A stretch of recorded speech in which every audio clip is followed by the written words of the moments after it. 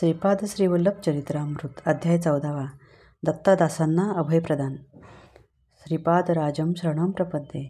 मी शंकर भट्ट थोडे दिवस प्रवास करून मुंताकल्लू या गावी पोचलो. वाटसरूंना विचारले तेव्हा कळले की अजून थोड्या दिवसातच कुरवपूरला पोहोचेन.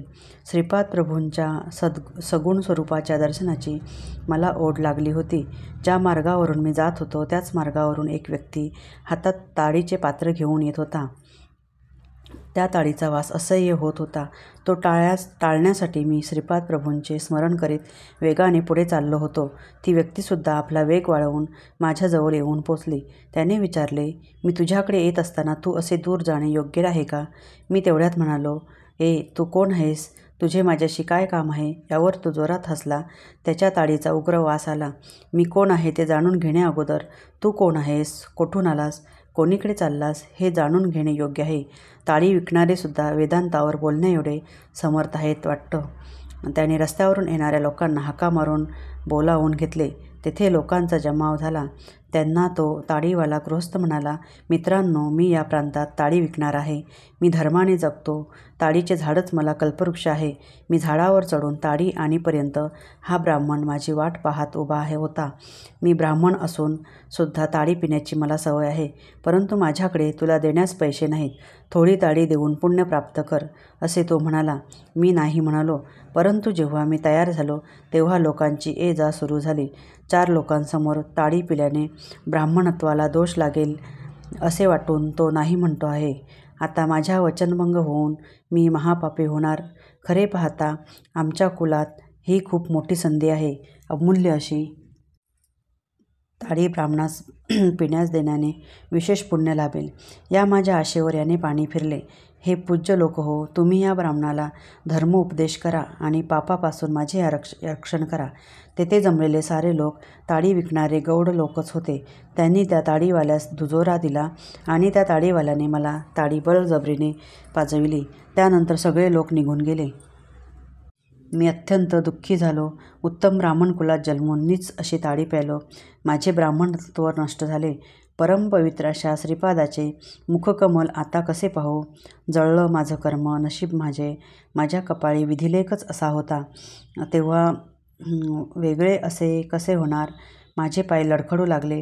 तोंडाला असह्य वास येत होता.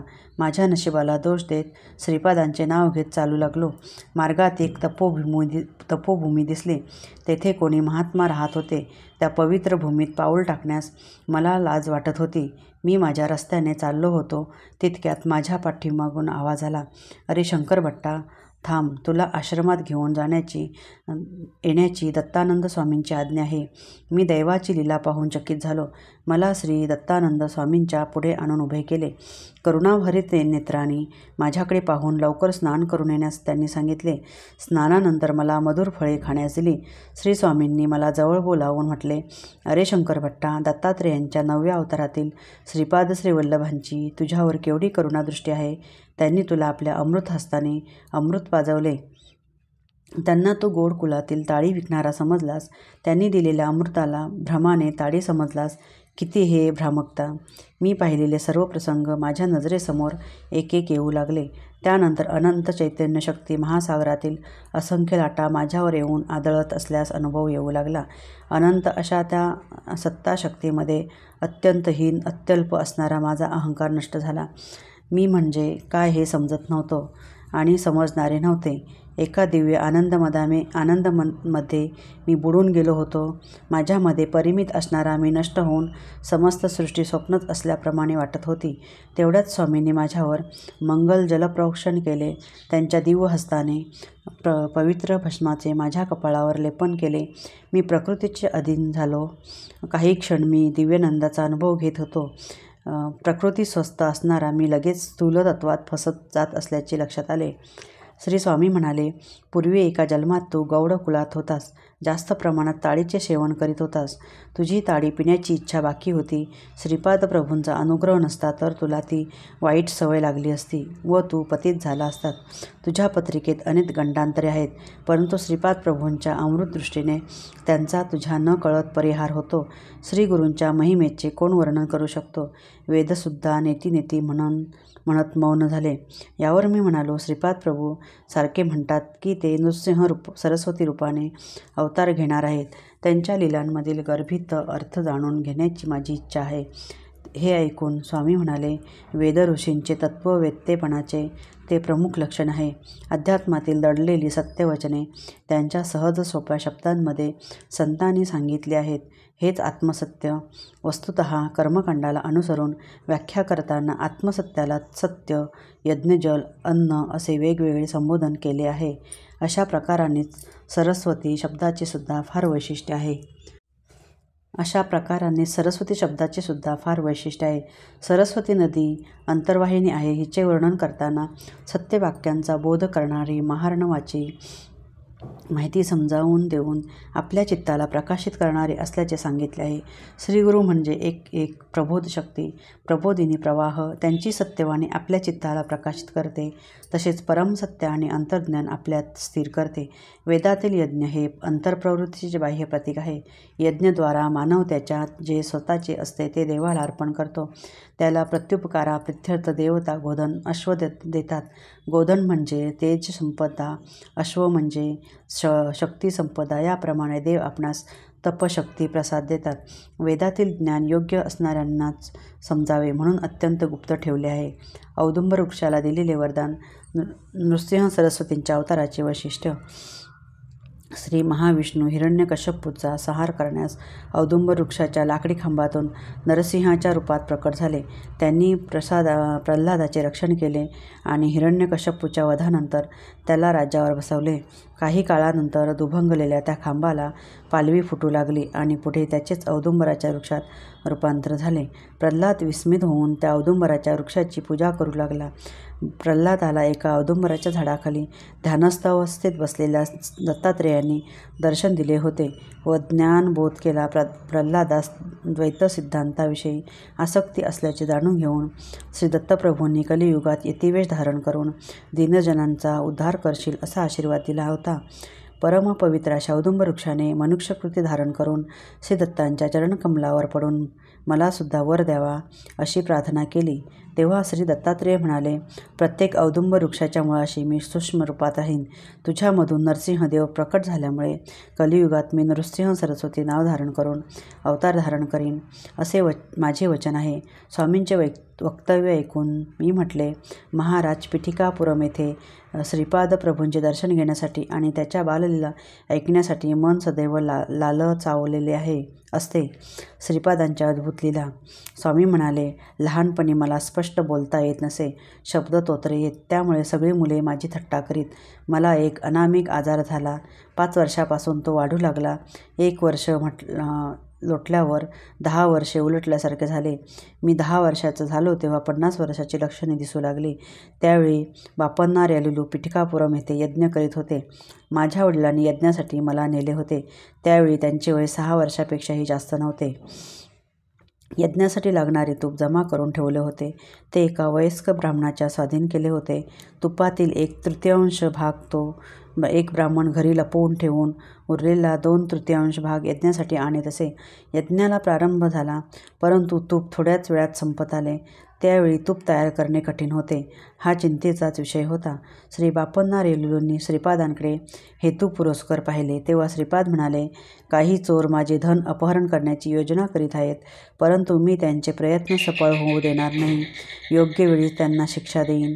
त्याच्या घरी पत्नीबरोबर शनिदेवाने राहावे अशी आज्ञा करतो. एवढे बोलणे झाल्यावर श्रीपादांनी त्या वृद्ध ब्राह्मणाला बोलावून ताडपत्रीवर असे लिहून दिले, आई गंगामाते, यज्ञाच्या निर्वहनासाठी लागणारे धृत द्यावे. परंतु मी त्यांचे प्रयत्न सफल होऊ देणार नाही. योग्य वेळीच त्यांना शिक्षा देईन. त्याच्या घरी पत्नीबरोबर शनिदेवाने राहावे अशी आज्ञा करतो आहे. एवढे बोलणे झाल्यावर श्रीपादांनी त्या वृद्ध ब्राह्मणाला बोलावून ताडपत्रीवर असे लिहून दिले. आई गंगामाते, यज्ञाच्या निर्वहनासाठी लागणारे धृत द्यावे. तुझी बाकी माझे आजोबा व्यंकटप्पा या श्रेष्ठी देऊन टाकतील. ही श्रीपाद श्रीवल्लभांची आज्ञा. हे पत्र त्यांनी श्रेष्ठींना दाखवले. त्यांनी ते मान्य केले. त्या वृद्ध ब्राह्मणाबरोबर 4 ब्राह्मण पादगया तीर्थावर गेले. ते पत्र तीर्थराजाला समर्पित केले आणि त्यांनी नेलेल्या पात्रात तीर्थाचे जल भरून घेतले. वेदमंत्र म्हणत ते जल यज्ञस्थळी आणले. ते जल आणत असताना सर्वांच्या समोर त्याचं शुद्धोत्तूप झाले. त्या घृताच्या आहुतीने यज्ञाची सांगता झाली. सर्वजण आनंदित झाले. वचनाप्रमाणे श्रेष्ठींनी त्या पात्रात तूप भरून गया तीर्थात समर्पित केले. घृत ओतताना त्याचे पाणी झाले होते. माझ्या वडिलांनी माझी दुःस्थिती श्रीपादांना सांगितली. ते म्हणाले, थोडा वेळ थांबा, रोगाचे निवारण होईल. तोत्रेपणा काढून टाकीन. एक घर जळणार आहे, त्याचा मुहूर्त ठरवायचा आहे. प्रभूंची विधाने अनाकलनीय होती. तेवढ्यात तो वृद्ध ब्राह्मण आला. तूप चोरल्यामुळे काही हानी झाली का ते पाहण्यास आला. काही झाले तरी श्रीपादांच्या दर्शनाने चांगलेच घडेल असा त्याला दृढ विश्वास होता. श्रीपाद प्रभू त्यास म्हणाले, आजोबा, तुम्ही मुहूर्तशास्त्रात पारंगत आहात. एका घराला परशुराम प्रीती नष्ट करायची आहे. त्यासाठी योग्य मुहूर्त काढायचा आहे. तेव्हा तो वृद्ध ब्राह्मण म्हणाला, गृहनिर्माणासाठी, भूमिपूजनासाठी मुहूर्त असतात, परंतु गृहदाहाला मुहूर्त नसतात. श्रीपाद म्हणाले, चोरी करायला गृहदाहाला मुहूर्त कसे नसतात? श्रीपाद म्हणाले, चोरी करायला गृहदाहाला मुहूर्त कसे नसतात? वृद्ध ब्राह्मण म्हणाला, तसे मुहूर्त असल्याचे मी ऐकले नाही. श्रीपाद म्हणाले, आजोबा, किती शुभवार्ता सांगितलीत. परमपवित्र अशा यज्ञासाठी जमविलेले तूप एका धूर्ताने चोरून नेले. अग्निदेवाला भूक आवरली नाही. धर्मानुसार त्यांना मिळवायला हवे असलेले तूप न मिळाल्यामुळे ते घर जाळून आपली भूक भागवित आहेत. अग्निदेवता आनंदाने उड्या मारीत आहेत. श्रीपाद प्रभूंचे बोलणे ऐकल्यावर त्या वृद्ध व ब्राह्मणाचा चेहरा पडला. श्रीपाद म्हणाले, तुझे घर भस्मसात झाले, त्याचे थोडे भस्म घेऊन ये. श्रीपाद प्रभू अनुग्रह करून वरदान देतात, तसेच संतापाने नष्ट करतात. हे ब्राह्मणास माहीत होते. तो काही एक शब्द न बोलता भस्म झालेल्या घराचे भस्म घेऊन आला.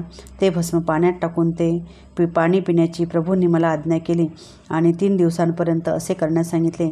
आम्ही श्री बापन्नारे लुलूंच्या घरी 3 दिवस राहिलो आणि ते भस्मयुक्त पाणी पिले. माझा तोत्रेपणा पूर्णपणे नाहीसा झाला आणि मी स्वस्थ झालो. श्रीपाद प्रभूंनी आपला दिव्य हस्त माझ्या मस्तकावर ठेवून शक्तिपात करून मला ज्ञानदान प्राप्त करून दिले. त्यानंतर ते म्हणाले, आजपासून तू दत्तानंद या नावाने प्रसिद्ध होशील. गृहस्थाश्रम स्वीकारून लोकांना तारशील, धर्मबोध करशील. तू आणि हा वृद्ध ब्राह्मण मिळून गेल्या जन्मी व्यापार करीत होता. व्यापारात वैषम्य आल्याने एकमेकांचा नाश करण्याचा दोघे प्रयत्न करीत होता. एके दिवशी या वृद्ध ब्राह्मणाला घरी बोलावून प्रेमाने खीर खाऊ घातलीस. त्या खीरीत विष कालवलेले त्या ब्राह्मणास माहीत नसल्याने त्याने ते खीर पूर्ण खाल्ली आणि काही वेळाने तो मरण पावला. तुला माहीत नसताना या वृद्ध ब्राह्मणाने तुझे घर काही लोकांकरवी जाळले आणि ते जळून भस्म झाले. तुझी पत्नी त्या आगीत जळून मेली. घरी आल्यावर सर्वनाश झालेला पाहून त्या धक्क्याने हृदय बंद पडून तो मरण पावलास. पूर्वजन्मात विषप्रयोग केल्यामुळे या जन्मी अशा विचित्र व्याधीस बळी पडलास. तुझे घर पूर्वजन्मी याने जाळले असल्याने त्याचे घर या जन्मी जळून खाक झाले. या लीलेने मी तुम्हा दोघांना तुमच्या कर्मबंधनातून मुक्त केले. श्रीपाद प्रभूंचा अनुग्रह प्राप्त करून मी माझ्या घरी परतलो. त्यांच्या कृपेने वेदशास्त्र संपन्न पंडित झालो. त्या वृद्ध ब्राह्मणास नरसिंहवर्मांनी नवीन घर बांधून दिले. श्रीपादांच्या कृपाप्रसादाने दोघांचा कर्मबंधनाचा विच्छेद होऊन दोघांचे भले झाले. श्रीपाद प्रभूंच्या लीला अत्यंत दिव्य व अगाध आहेत. दत्तानंद पुढे म्हणाले, अरे शंकर भट्टा, सर्व देवता तेजातून निर्माण झाल्या आहेत. आदिती माता हीच सर्व देवांची माता आहे. देवताच मानवाच्या प्रवृत्तीला, विकासाला कारक आहेत. देवता मानवाला तेज देतात. मानवाच्या आत्म्यावर दिव्य चैतन्य संपदेचा वर्षाव करतात. त्या सत्यपोषक असतात. तेच सत्य लोकांचे निर्माते आहेत. मानवाच्या संपूर्ण मोक्षाला, अव्याज आनंदाला कारणीभूत होतात. ब्राह्मण भूलोकीच्या देवता. सर्व देवता मंत्रस्वरूप आहेत. हे विश्व देवाधीन आहे. अशा प्रकारे देवता मंत्राधीन आहेत. ते मंत्र सद्ब्राह्मणाच्या अधीन आहेत. म्हणून ब्राह्मण भूमीवर देवता समान आहेत. शब्द हा साधारणपणे पंचेंद्रियांनी ग्रहण करता येतो.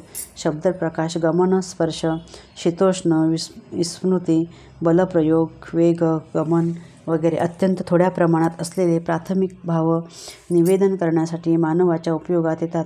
भाषेची प्रगती होत असताना क्रमाने भाषेमध्ये भावाची विविधता, निश्चितता वाढीस लागते, ज्यासाठी अस्पष्टतेतून निश्चित असे निश्चल तत्व, भौतिक अंशामधून मानसिक अंशामध्ये, व्यक्तातून अव्यक्त भावना, अशा पद्धतीने भाषेची वृद्धी होऊन वाढू लागते. पवित्र ग्रंथ पठण विशेष फलदायी. तुमचा श्रीपाद प्रभूंचे दिव्य चरित्र संस्कृत भाषेत लिहिण्याचा मानस अत्यंत स्तुत्य आहे. हा संस्कृत भाषेतील ग्रंथ कालांतराने तेलुगू भाषेत अनुवादित केला जाईल. अनुवादित केलेल्या ग्रंथाच्या पठणाचे फल व मूळ ग्रंथाच्या पठणाने फल सारखेच आहे. श्रीपाद प्रभूंचे चरित्र कोणीही कोठेही पठण केल्यास स्वतः श्रीपाद प्रभू तेथे सूक्ष्मरूपाने राहून ते श्रवण करतात. या संबंधीची एक कहाणी सांगतो. सावधान होऊन एक श्रीपाद 7 वर्षाचे झाले. त्यांचा वेदोक्त विधीने उपनयन संस्कार झाला. त्या काळात संपन्न गृहस्थाच्या घरी असे कार्यक्रम असले म्हणजे चोहीकडे अत्यंत आनंदाचे वातावरण असे. बापणारे लुलूच्या आनंदाला तर सीमा नव्हती. त्यांनी आपल्या जाती बांधवांना दत्तचरित्र ऐकण्यासाठी आमंत्रित केले होते. ते सर्वजण मोठ्या उत्सुकतेने दत्तचरित्र ऐकण्यास आले होते. दत्तदासांनी दत्तचरित्र सांगण्यास सुरुवात केली. ते म्हणाले, पूर्वयुगात अनसूया आणि अत्रि महर्षी या परमपावन दाम्पत्याला एका पुत्ररत्नाची प्राप्ती झाली. त्याचेच नाव दत्तात्रेय असे ठेवले होते. तेच परज्योती दत्तात्रेय सध्या या कलियुगात श्रीपाद श्रीवल्लभ या रूपाने पिठिकापुरममध्ये अवतरले. त्या महाप्रभूंचे आज उपनयन झाले. उपनयनानंतर दिव्य तेजस्वी असे आपले प्रभू अधिकच तेजपुंज दिसू लागले. अशा दीनजन उद्धारक असणाऱ्या प्रभूंचे नित्य मांगल्य होऊ दे हीच कथा ते सारखे सांगत होते आणि श्रोते तन्मय होऊन ऐकत होते. असे 53 वेळा कथन झाले. दत्तदासांवर श्रीपाद प्रभूंची अमृतदृष्टी पडली. उपनयनानंतर श्रीपाद तेथे असलेल्या ब्राह्मणांना म्हणाले की लगेच माल्लासाच्या घरी जाणार आहेत. जाण्याचे कारण विचारले तेव्हा श्रीपाद म्हणाले, विशुद्ध अंतःकरण असलेला दत्तदास माझे चरित्र सांगत आहे. त्याने एकदा सांगितलेला कथाभाग 1 अध्यायाशी समजल्यास 53 अध्याय पूर्ण झाले आहेत. माझ्या चरित्रातील 53 अध्याय श्रद्धेने पूर्ण करणाऱ्याला देण्यासाठी असलेले सद्य फलित लगेच त्याला द्यावे. श्रीपाद प्रभूंच्या व्यक्त वात्सल्याला जाती कुलाचा भेद नाही. श्रीपाद प्रभूंनी दत्तदासाकडे जाण्यासाठी ब्राह्मणांनी अनुमती दिली नाही. तेव्हा श्रीपाद क्रोधावेशाने म्हणाले, तुम्ही कोणालाही पंचम म्हणून नीच जातीच्या लोकांना क्रूरतेने दाबून टाकीत आहात. परंतु त्यांच्यावर माझा कृपा कटाक्ष जास्त असल्याने येणाऱ्या शताब्दीमध्ये ते उन्नत स्थितीत राहतील आणि तुमचे ब्राह्मणत्व, तुमचे अधिकार त्यांची सेवक वृत्ती धारण करून धर्मभ्रष्ट, कर्मभ्रष्ट होतील. माझे वचन म्हणजे काळ्या दगडावरील रेघ आहे. त्यातील एकाही अक्षरात बदल होणार नाही. तुम्हा ब्राह्मणामधील जे धर्मशब्द होऊन दत्तभक्ती करीत आपले जीवन व्यतीत करतील त्यांची मी डोळ्यात तेल घालून रक्षा करीन. श्रीपादांच्या क्रोधावेशाला आईवडिलांनी शांत करण्याचा प्रयत्न केला. थोड्या वेळाने ते शांत झाले आणि त्यांनी मौन धारण केले. नेमके त्याच वेळी दत्तदासांच्या घरी श्रीपाद वल्लभांनी त्यांच्या दिव्यमंगल स्वरूपात दर्शन दिले. त्यांनी प्रेमभराने समर्पण केले. मधुर फळे स्वीकारली. त्यांनी दिलेले दूध प्रेमाने घेतले. त्यांनी आपला दिव्य हस्ताने सर्वांनी मिठाईचा प्रसाद दिला आणि दत्तदासांच्या घरी असणाऱ्या प्रत्येकाला त्यांनी आशीर्वाद दिला. बाबा शंकर भट्टा, पाहिलेस का श्रीपाद प्रभूंचे प्रेम? ते भावनेने संतुष्ट होतात. त्यांना कुल, गोत्राशी, भौतिकातील परिस्थितीशी संबंध नसतो. दत्तप्रसाद अत्यंत कुलातील व्यक्तीने जरी आपणास दिला तरी त्याचा भक्तिभावाने स्वीकार करावा. त्याच्याकडे दुर्लक्ष केल्या अथवा प्रसाद अस्वीकार केल्यास आपण नष्टांना बळी पडतो. श्रीपादांची भक्तांना सांगितलेली 12 अभयवचने. माझ्या चरित्राचे पारायण होत असलेल्या प्रत्येक स्थळी मी सूक्ष्मरूपात असतो. मनोवाक्काय कर्मणा मला समर्पित असलेल्या साधकांना मी डोळ्यात तेल घालून सांभाळ करतो. श्री पिठिकापुरममध्ये मी प्रतिदिन मध्यान्हकाळी भिक्षा स्वीकारतो. माझे येणे सदैव रहस्य आहे. सतत माझे ध्यान करणाऱ्याचे कर्म ते कितीही जन्मजन्मांतरीचे असले तरी मी ते भस्म करून टाकतो. अन्न हेच परब्रह्म. अन्नमो रामचंद्राय अन्नासाठी तळमळणाऱ्यांना अन्न दिल्यास मी त्या दात्यास नक्कीच प्रसन्न होतो. मी श्रीपाद श्रीवल्लभ आहे. माझ्या भक्तांच्या घरी महालक्ष्मी तिच्या संपूर्ण कलेने प्रकाशित असते. तुमचे अंतःकरण शुद्ध असले तर माझा कटाक्ष सदैव तुमच्यावर असतो. तुम्ही ज्या देवता स्वरूपाची आराधना कराल, ज्या सद्गुरूंची उपासना कराल, ती मलाच प्राप्त होईल. तुम्ही केलेली प्रार्थना मलाच पोचते.